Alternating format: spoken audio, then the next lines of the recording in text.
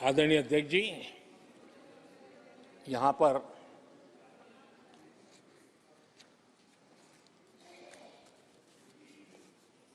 बहुत गुस्सा व्यक्त किया गया। जितना हो सका उतने कठोर शब्द में गुस्सा व्यक्त किया गया। उनका दर्द मैं समझता हूं, उनकी मुसीबत और ये गुस्सा मैं समझता हूं, क्योंकि तीर निशाने पर लगा है।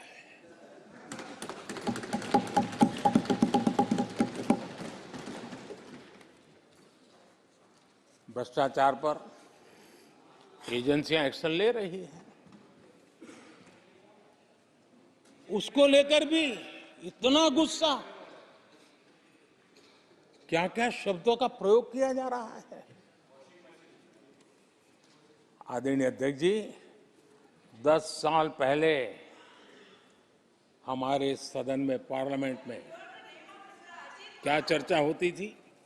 सदन का पूरा समय घोटालों की चर्चा पर जाता था, भ्रष्टाचार की चर्चा पर जाता था, लगातार एक्शन की डिमांड होती थी।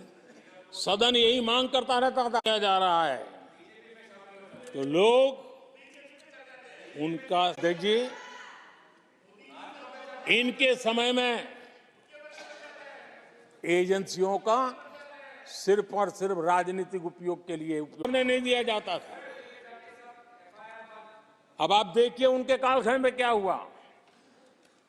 पीएमएलए एक्ट के तहत हमने पहले के मुकाबले 2 गुने से अधिक केस दर्ज किए। कांग्रेस के समय में ईडी ने 5,000 करोड़ रुपए की संपत्ति जब्त की। हमारे कार्यकाल में ईडी ने 1 लाख करोड़ रुपए की संपत्ति की। देश का लूटा हुआ माल देना ही पड़ेगा। और जिनका इतना सारा माल पकड़ा जाता हो, नोटों के ढेर पकड़े जाते हो, और अधीर बाबू तो बंगाल से आते हैं, देखे हैं नोटों के ढेर उन्होंने। तो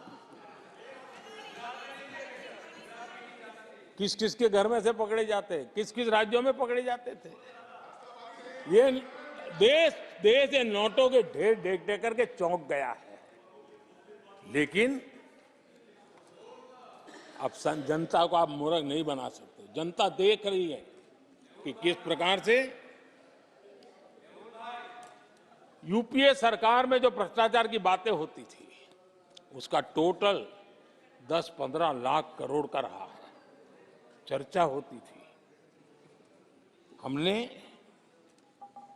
लाखों करोड़ के घोटाले तो अटकाए, लेकिन उन सारे पैसों को गरीबों के काम लगा दिया, गरीबों के कल्याण के लिए।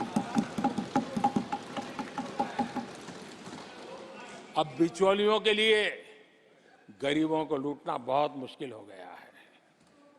Direct benefit transfer, Jan Dhan account, Aadhaar, mobile, उसकी ताकत हमने पहचानी है। 30 लाख करोड़ रुपए से ज्यादा रकम हमने लोगों के खाते में सीधी पहुंचाई। और अगर कांग्रेस के एक प्रधानमंत्री ने कहा था कि 1 रुपया भेजते हैं 15 पैसे पहुंचते हैं, अगर उस हिसाब से मैं देखूं तो हम जो 30 लाख भेजे हैं, अगर उनका जमाना होता तो कितना रुपया कहां चला जाता, इसका हिसाब लगाइए। 15% मुश्किल से लोगों के पास पहुंचता, बाकी सब कहां चला जाता।